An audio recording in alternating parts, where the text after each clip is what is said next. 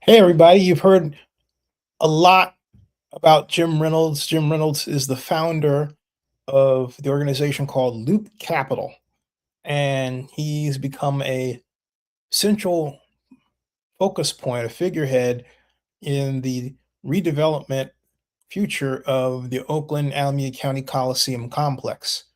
Now, prior to Jim, you've heard a lot about Ray Bobbitt, who is the founder of the African American Sports Entertainment Group. But when Ray, together with others like Bill Duffy and Shauna Scott and Alan Dones and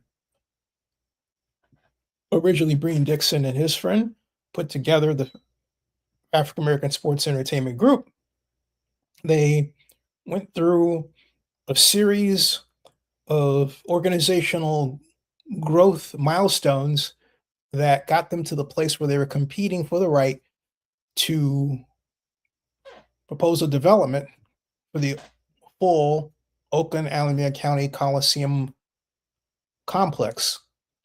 Now, they won the competition against Dave Stewart, a very controversial affair. And after winning, Ray brought in Loop Capital's Jim Reynolds, who put his full effort into representing Ray being essentially the, if you will, chief financial officer originally of the process. And now Loop Capital is really the organization that's driving the project more so than AASEG. Not to say they do not have a partnership that's more equal than not. So much focus has been on how this deal was getting done, and a lot of misinformation put out to boot, mostly from people with a so-called conservative bent. I say so-called because it's not, in my estimation, real. If you understand what conservative thought really is, but they leaned into it from a sort of a Trumpian political position and tried to say that, among other things, Ray Bob was just getting a loan from, take your pick, either the city of Oakland or the county of Alameda, neither of which is true. Or they expressed that they didn't like that the land was sold for what they believe was bottom dollar, when the reality is that the Oakland Arena itself can arguably be said to be worth, at this point, $15 million, and the stadium less. Now, Reynolds stepped in to appear before a reporter with the San Francisco Business Times. Zenny 62 Media has asked Mr. Reynolds for an interview repeatedly. And so he gave this interview, not in a video form, but in a text form. And so I thought I would take the opportunity of reading to you highlights from the interview and sharing with you my thoughts. And so without any further ado, here is Jim Reynolds in photograph form, along with the words from what he said and areas that I felt were important to highlight in this article about what Mr. Reynolds is doing and how far he has to go, essentially, to get it done. And so the article itself is called, has an interesting name. Scroll down a bit. It is called the Meet the Money Behind the Oakland Coliseum Deal. Quote, "We have a chance to do something for Oakland that has not been done before," or that's not been done before. And there's Jim. The story highlights are Loop Capital CEO Jim Reynolds says his group will turn the Coliseum site into a transformative project for Oakland. The Oakland Acquisition Company's plans to 6,500 to 7,000 housing units, with 25% of those units being affordable in rents and pricing. It will have entertainment, hotel, and retail development. And, quote, we're going to do a sports team, Reynolds said. Now, Jim Reynolds, according to uh, the reporting by Hannah Kanik, said of the 7 trillion in deals his firm has worked on with as running Loop Capital, the Oakland Coliseum property has been the most complicated transaction by far, but he's confident that it's nearing the finish line. Reynolds' firm, Chicago-based Loop Capital, is bringing the core financing for the acquisition and eventual development of the Coliseum property, working with the Oakland-based African American Sports and Entertainment Group, which is actually called the Oakland Acquisition Company and helmed by Ray Bobbitt. Loop Capital, combined with the Oakland Acquisition Company, is called, Loop Bobbitt, I'm sorry, the African American Sports and Entertainment Group combined with Loop Capital forms the Oakland Acquisition Company. And Reynolds believes that together they have the ability to and the funding to reimagine the former home of the Oakland A's and the Oakland Raiders. Quote, this is truly going to be a tremendous project for East Oakland. I'm committed to that, Reynolds said. The whole Oakland Acquisition Company is committed to making sure that the citizens of Oakland participate in everything here. Then the article goes on to say that the group wants to redevelop the property into, quote, a city within a city that can revitalize East Oakland with entertainment, housing, and retail. After 5 years and 5 different mayors, the group reached a, quote, new revised agreement with the city to buy its half of the complex, which Jim Reynolds called a key milestone in the process that he's confident will be followed by a deal with the county of Alameda by the end of the year 2026. And so he said about this deal structure that I'm not going to go on and read the whole thing, we can read the rest, but I'll just give you some highlights. Basically, he says that whenever you do a real estate development deal like the Coliseum deal, it's a multi-billion-dollar development and it's a multi-phase development, which means that you try to minimize the risk as best you can. And the way he thinks about it, because you're going to be doing it over a long period of time. So he says that it's very common for multi-phase developers to do that. And I'll offer as an example the Howard Terminal. Howard Terminal was presented as a $12 billion project. Really, it wasn't. It was in phases, actually 4 phases, and total $12 billion at the end. But the first phase was the ballpark at $2 billion, and then went up from there. That is similar to this one, but there's a catch. They're purchasing land as they go. They don't own the land right now. In fact, they have entitlements they have to get. That's why I said that it's not a loan. If it were land that they were given to because they had permits that were approved by the city council and committees and so on, they would have the necessary documents to show for it. They would be the true owners. And yeah, then if they're deferring payments, then you're talking about a loan. But that's not the case here. And a lot of people simply don't understand that. But that's the way it is, folks. All right. So at any rate, Jim goes on to say that that he gives an example of a project he's worked on in Chicago. And he mentions the Michael Reese site. Michael Reese is a hospital that I was born at on August 4th, 1962 at 1 o'clock in the morning, if I'm not mistaken. Is that right? No, 1 o'clock on Saturday. 1 o'clock on a Saturday. Thank you, Mom. 1 o'clock on a Saturday. And Jim goes on to say that they will take the parcel down from the city and pay for it as they develop it. So they have the development rights over a period of time, lay it in, okay? And when we have a developer coming for a parcel, they buy that parcel, okay? So that's quite different than that's Cut it off. I don't know.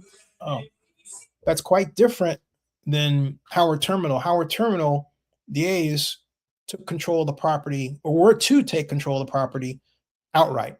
And they actually really did not get to that point. They were to take control of the property outright and then use 7 different parcels to develop different structures, ostensibly built by different developers, according to an interview that I had with then president of the Oakland Athletics, Dave Cobble. Actually, a number of interviews we had. Dave would always say to me, in fact, he did say in multiple interviews, that we would love it to see you introduced us to developers to work with. The city of Oakland never did that, but I digress. Here, Reynolds goes on to say, what? And he's asked about the vision for the site, and he says the first phase is going to be a significant amount of development around the area, and that we're fortunate, he says, to have the #1 venue creator in the world partnering with us here in Oakland. And the city and the county is very excited about Oakview Group coming in with Live Nation to do some of the best shows that they have. It'll definitely be one of the top venues in Northern California, Jim says.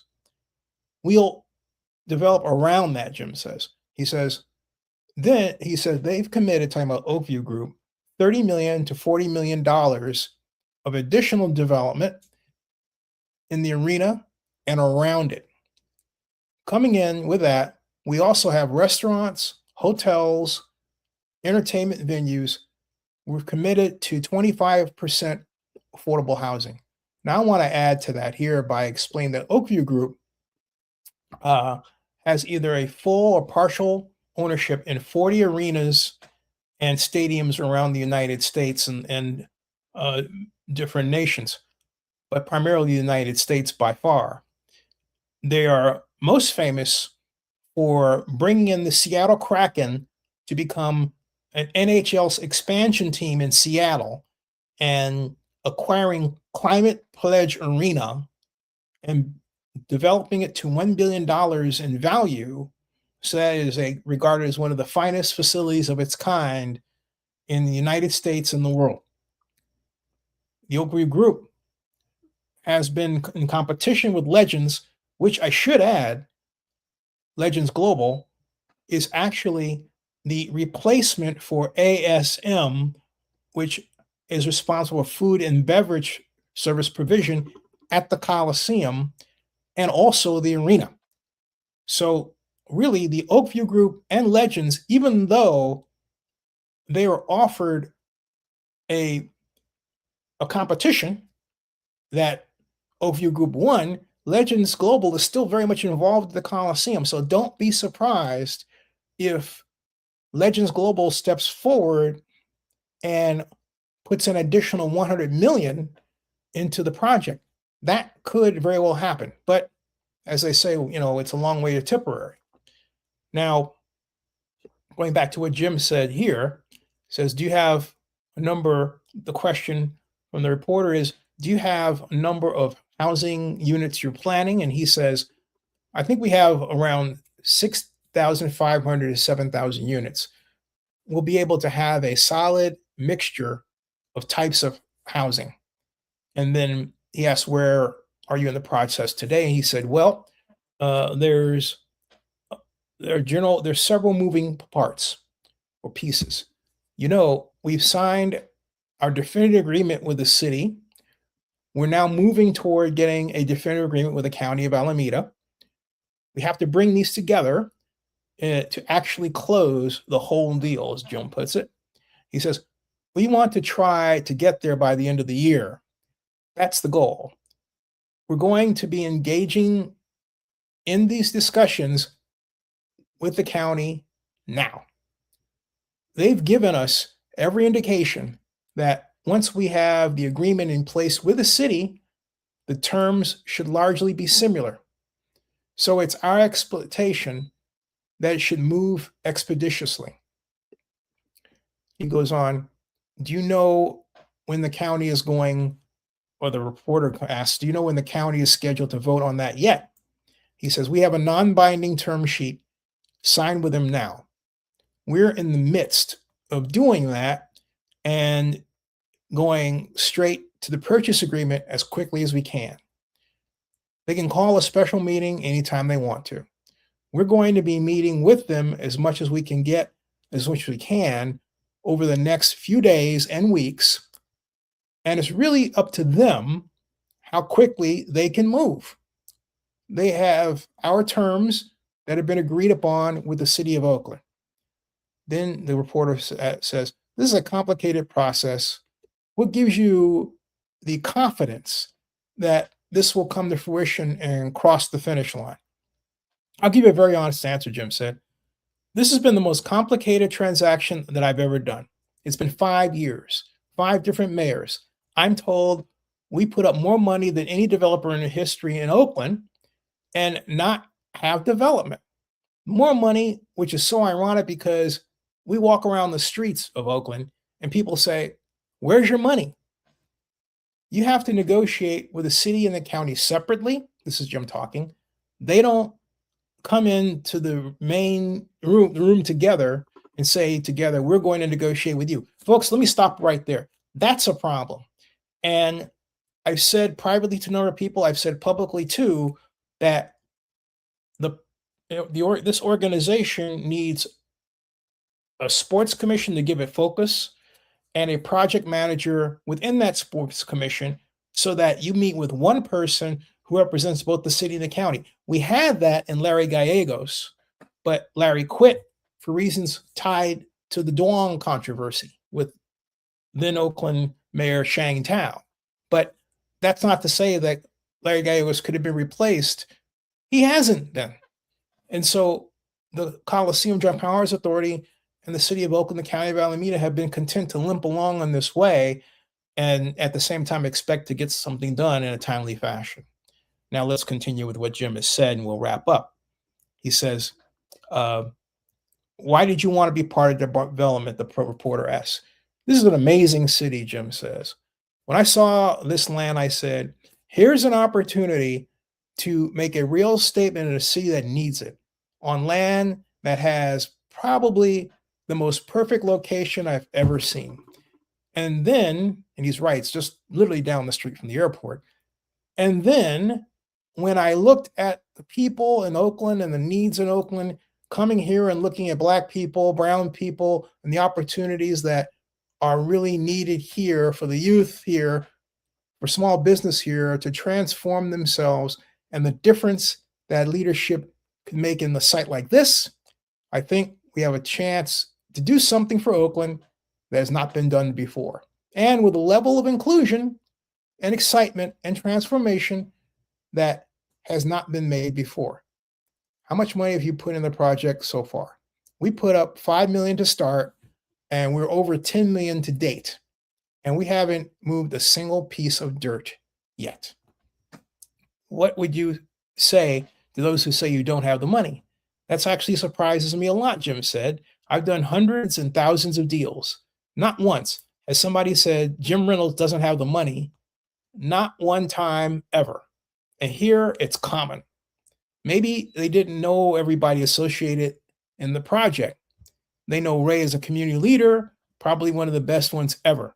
But they know Ray is not a finance guy, and Ray's really been the voice of what we're doing here. But Ray's the one who pulled me in here. They didn't get to know me here in Oakland. They don't know the trillions of dollars of deals that I've done. One of the reasons we're sitting here today is now we feel we're close enough to talk. And I didn't want to say much. We were so far away from getting this deal done. Do you have any partnerships planned at this point? The question is. There'll be a significant number of partnerships with Oaklanders that are vested in the project. Here, they will be engaged in the project and not just folks from the housing, folks from social services, other business leaders. There'll be significant partnerships here, entrepreneurs that want to expand their business. And this site will be a good place for them to expand it. It's unusual that you have a group like us leading a project like this. So inclusion is going to be a very big part of it. Blacks, Hispanics, women, folks that really haven't had an opportunity to develop like we're going to give them before. What impact do you hope this has on Oakland? He says, to me, this is a capstone event. I mean, capstone event. I mean, this is one of those events that if you can say you did that, you're really doing something. You've really done something. And you made a statement. I built the largest Black investment banking firm ever. And we're still growing, doing stuff. I probably put more Black people on Wall Street than any other individual ever. And I think I'll probably grow more Black and Hispanic businesses in Oakland and transition them than any other individual ever. A momentary aside, folks, you might be wondering why my speech is somewhat stilted when I read this. It's because the type style the Business Times uses on its website is 400 light. It's light. And it would do better if it were rather than 400, 600 or 600 or 700. It comes out as light, and when you are reading it on a screen, um, you really have to squint to make sure that you're reading the right sentence, and plus it's close together, and the sentences are long. So that's the reason. Now that I've said that, let me give you my take on this project and Jim, and also let me show you something that I think you will find interesting as we close.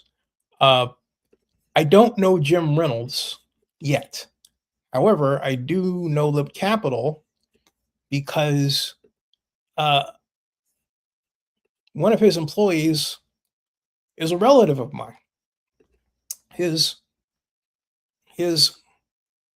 wife is my now late stepfather's daughter, and he came very close to being involved in this project, and it's too bad that he is not.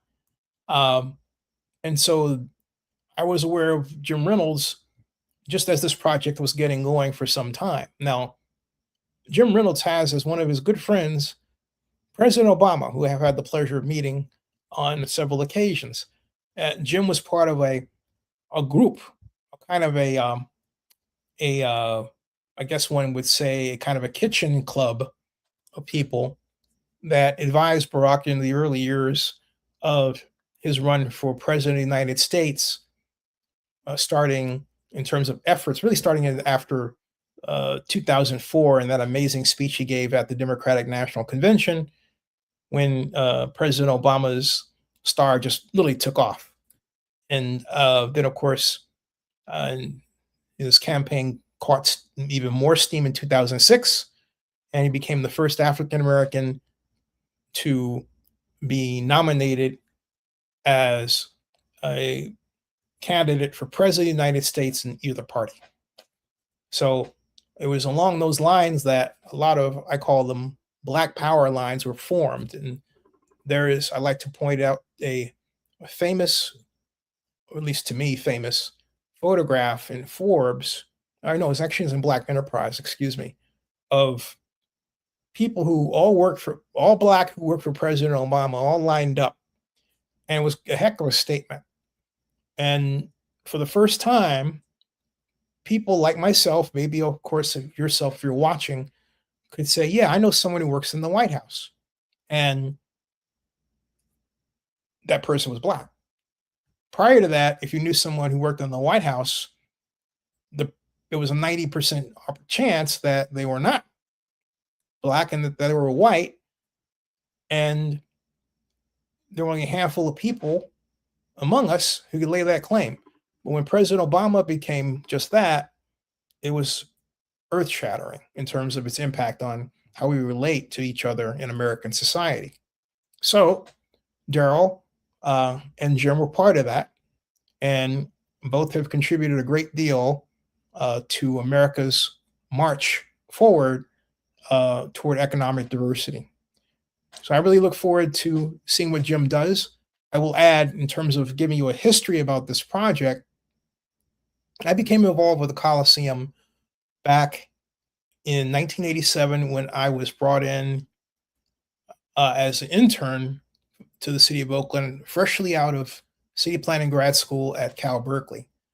And it was the now late, sadly, Ezra Rapport who put me on a project involving the Coliseum, which involved, or asked me really, to estimate uh, the tax increment from a planned big box retail and other structures in what was called the Coliseum redevelopment area.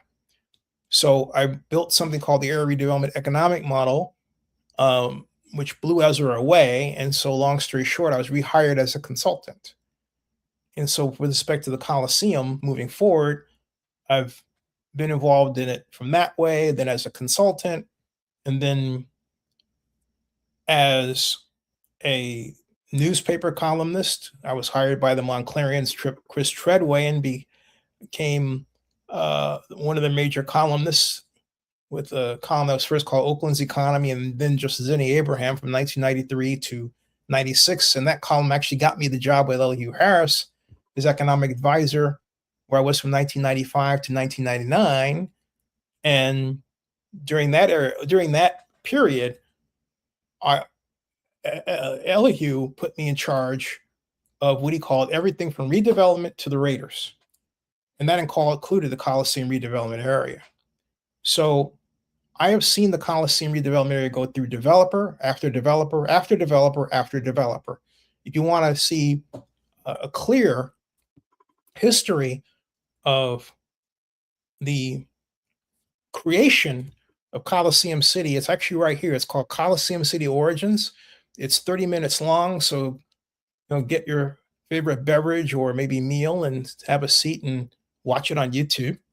It features a number of notables that unfortunately have left us, including Bob Lesty, famed real estate agent in Oakland, whose daughter Lynn Lesty went to high school with me, and also Chuck Johnson's in it. Soul Beat Chuck Johnson Jr. is involved in it. Chris DeBenedetti was the head of the sports entertainment group that Oakland Mayor Ron Dellums put together and asked all of us to sit on, focused on the future, really, of the Oakland Coliseum.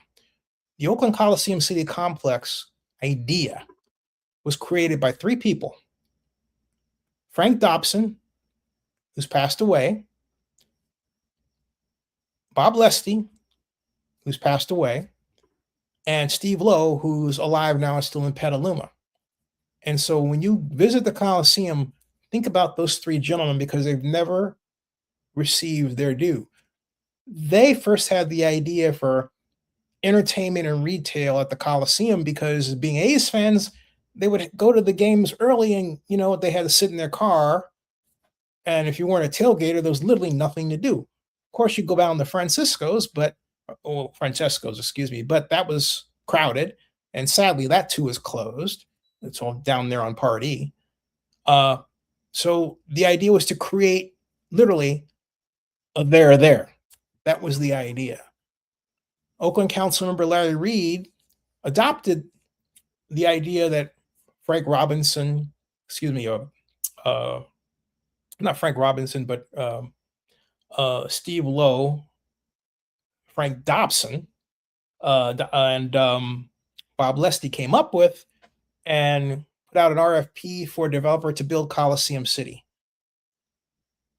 That is arguably still the most controversial period of this entire story, because we had a number of developers that were involved. One developer really wasn't a developer at all. He was an FBI informant looking to see if politicians were going to make deals with him that were essentially illegal and report his findings to the FBI and have whoever was involved arrested.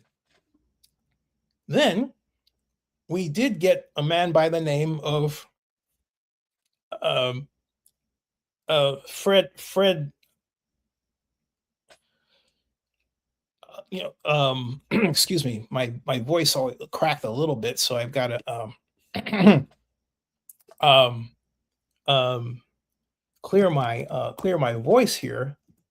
But uh, and so I I'm going to need some water here, I think. But oh wow, sorry about that, folks. I usually don't get that choked up there, but I did. uh, in At any rate, hmm,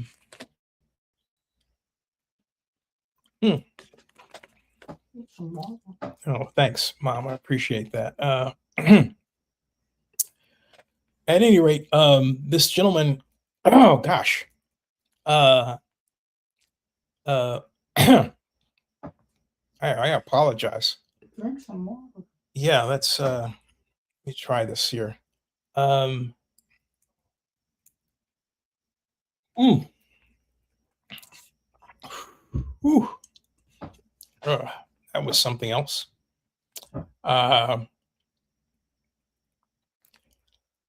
Phew. At any rate, I will say that we've had everybody involved in this project from uh, the alleged Prince of Dubai, which was actually the Bay Investment Group LLC, Al Malek, and then Colony Capital involved, and then they were going to bring Colony Capital CEO Thomas J. Barrack said he was going to bring in the Prince of Dubai, and that turned out to be not true. And unfortunately, for a time, it made the project a laughing stock. And it's really too bad that occurred, but it did. And then we had another developer who really gained some popularity um, in as a whole, but and didn't have the money he claimed to have at all, and it and he had wanted to buy the Raiders. He said he bragged he was going to buy the Raiders, and yet um, did not. He said he needed $400 million, and so he needed 400 million for the Coliseum. But then he later told another group that he needed 200 million to buy a piece of the Raiders. So it didn't take a genius to figure out that he was going to take part of the 400 million he wanted from the city and then use that 400 million to give it to Mark Davis and the Raiders, and there, boom, he's got his ownership in the Raiders. So yours truly made Oakland Mayor Libby Schaaf aware of that plan, and Libby immediately fired the developer. Floyd Gephardt was his name. And so there are a number of people who swear by Floyd Gephardt like they swear by air to breathe. And Floyd was a nice man, but I don't, this is me personally, I like Floyd, but I believe I speak for many when I say that we want to get not just something done, but the focus was to bring the NFL back to Oakland. That's really where we started. And that's why it's disappointing to hear Jim Reynolds say, well, we're not going to get the NFL back or a professional sports organization. We'll have a sports team. It flies in the face of the dramatic growth in the sports industry and Oakland's ability to grab part of that growth and benefit from it, as it has done for so many decades in the past with the Raiders, the Warriors, and the Athletics. Other cities are doing it. Look, Las Vegas has been eating our lunch literally in our face, taking two of our teams, the Raiders, of course, and the A's, building spectacular sports venues as could have been done in Oakland, and realizing dramatic benefits, making Las Vegas, which already had a great world stage presence, even greater, because it had the something that it needed at a time when standard entertainment spotlights were diminishing. It was a pure genius move on the part of Las Vegas Convention and Visitors Authority President Steve Hill, who, by the way, is a top candidate to be the next governor of Nevada. That's right. You heard that here first. So, where are champions for Oakland? Here we are again with the latest savior, who I believe can get the job done because of his partnership with the Oakland Group, his own background. And let's face it, folks, the reason why he's not well known, I'll say it straight out, is because a number of people in Oakland who have my skin color don't simply believe when someone else black has money. And that has been the case here. People have said they don't have any money. Other people who should be ashamed of themselves, who are black, who are willing to put the capital down at a moment's notice. And that's why I went to the lengths that I did to explain how I came to know of Jim Reynolds and my association with him through Daryl, because too many of us have negative opinions about each other. And I believe it is the most destructive aspect of what it means to be black in America. We can do better. We can do better. And with that, folks, thank you very much for your time. Subscribe to Zenny62 on YouTube and bookmark oaklandnewsonline.com. Thank you.